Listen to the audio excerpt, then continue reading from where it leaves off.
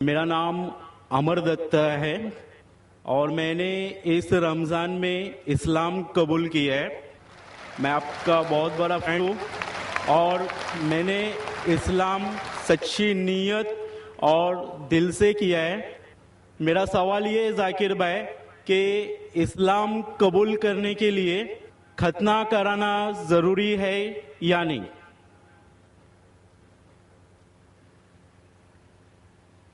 بھائی صاحب ماشاء اللہ اس رمضان میں اللہ نے ہدایت دی انہیں اور امن کا مذہب قبول فرمایا.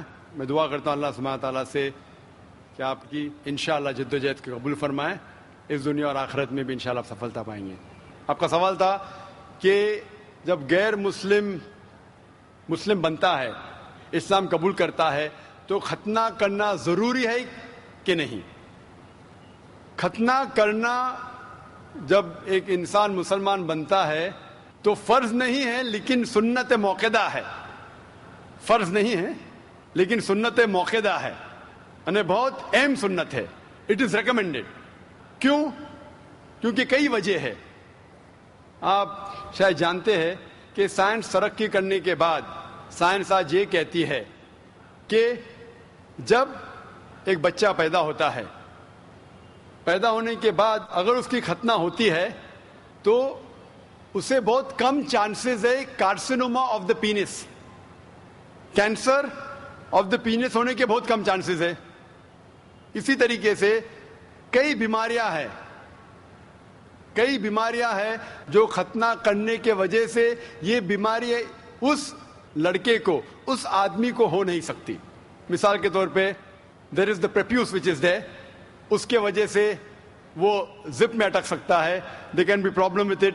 فردر مور آج کی ریسرچ یہ بھی کہتی ہے کہ جو شخص ختنہ کر چکا ہے اس کو ایڈز کے چانسز اور کم ہیں. ایسے کئی ریسرچز ہے. آپ اگر میرا کسٹ سنیں گے سائنس کے بارے میں، اس میں اور ڈیٹیل سے کہا ہوں کہ کیوں ختنہ کرنے کو کہا گیا اسلام میں. تو محمد صلی اللہ علیہ وسلم کی سنت ہے، ختنہ کرنا چاہیے، بہت اہم سنت ہے، کرے تو بہت اچھا ہے لیکن اسلام میں فرض نہیں ہے. Hope the answers the question. Mic number 3 میں اگر کوئی سوال ہو تو کر سکتے ہیں. جی برادر. السلام علیکم. ڈاکٹر ذاکر نائک صاحب، میرا نام نیلیش امبور ہے، میں اورنگ آباد سے آیا ہوں.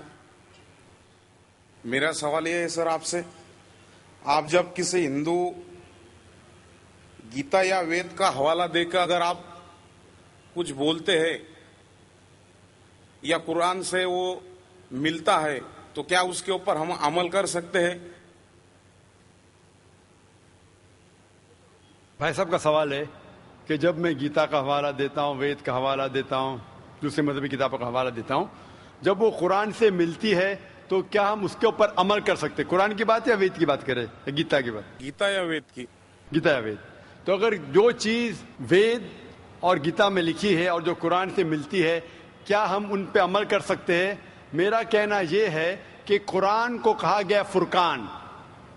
فرقان مطلب وہ چیز جو سچ اور جھوٹ کے بیچ میں جو ڈفرنس ہے اس کو پہچانتی ہے.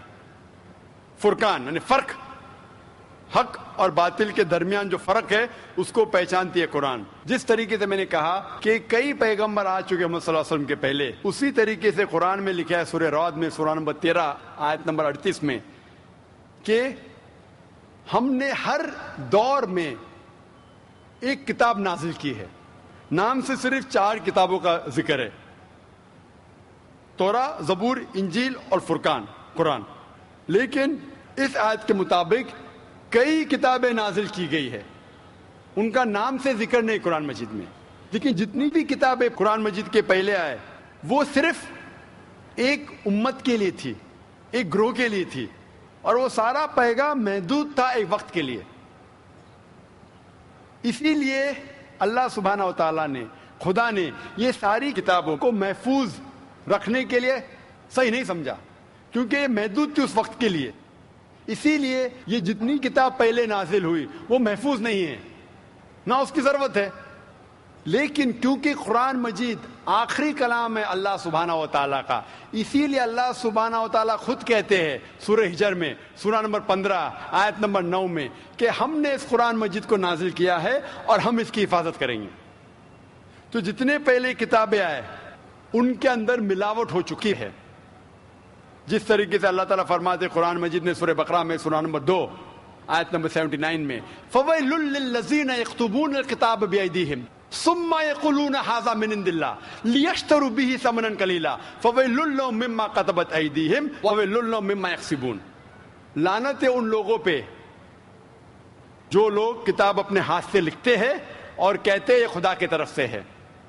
لعنت ہے ان لوگوں پہ جو کماتے ہیں، لعنت ہے ان لوگوں پہ جو لکھتے ہیں۔ تو اس سے یہ ظاہر ہوتا ہے کہ جتنے پہلے کتابیں آئے ان میں ملاوٹ ہو چکی ہے۔ یہ قرآن آخری کلام ہے اور کوئی بھی چاہے تو اس کو تبدیل کر ہی نہیں سکتا، خدا خود اللہ سبحانہ و تعالیٰ خود اس کی حفاظت کریں گے۔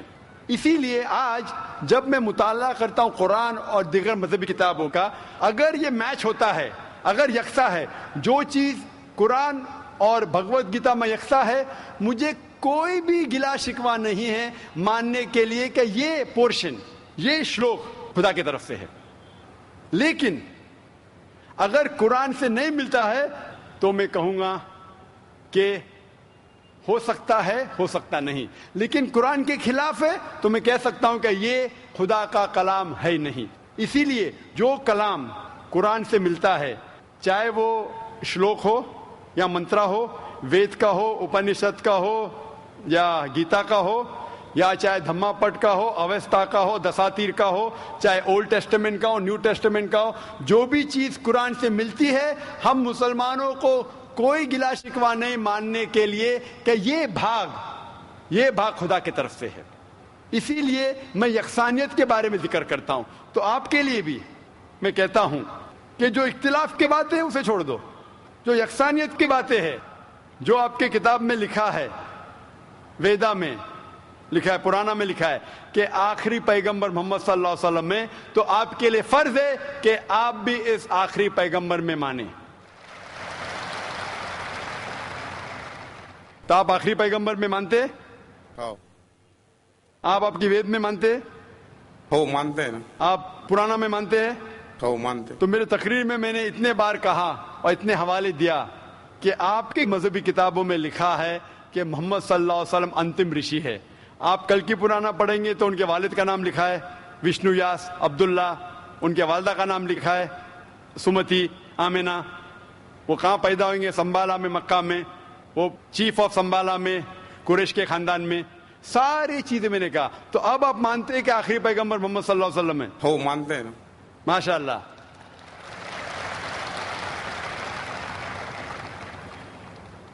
تو آپ مانتے ہیں کہ خدا ایک ہے؟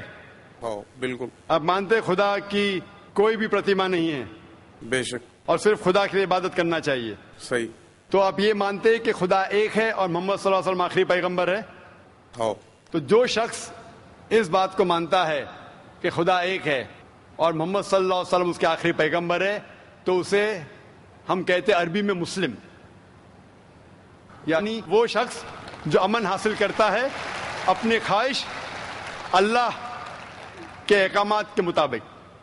تو آپ مانتے اللہ ایک ہے اور محمد صلی اللہ علیہ وسلم آخری پیغمبر ہے؟ ہو مانتے۔ تو آپ چاہتے کہ اسلام قبول کرے؟ لا الہ الا اللہ محمد رسول اللہ۔ ماشاء اللہ، ماشاء اللہ، ماشاء اللہ، سبحان اللہ۔ آپ سے زبان سے کہہ دیے کہ اللہ ایک ہے، اس کے علاوہ کوئی معبود نہیں عبادت کے لائق، اور محمد صلی اللہ علیہ وسلم آخری پیغمبر، آپ مسلمان ہیں۔ جس طریقے سے آپ نے سوال کیا مجھے شک ہو رہا تھا کہ ماشاء اللہ آپ مومن ہیں، اور میں دعا کرتا ہوں اللہ سبحانہ تعالیٰ سے کہ آپ کو انشاءاللہ اس دنیا اور آخرت میں سفلتا دے۔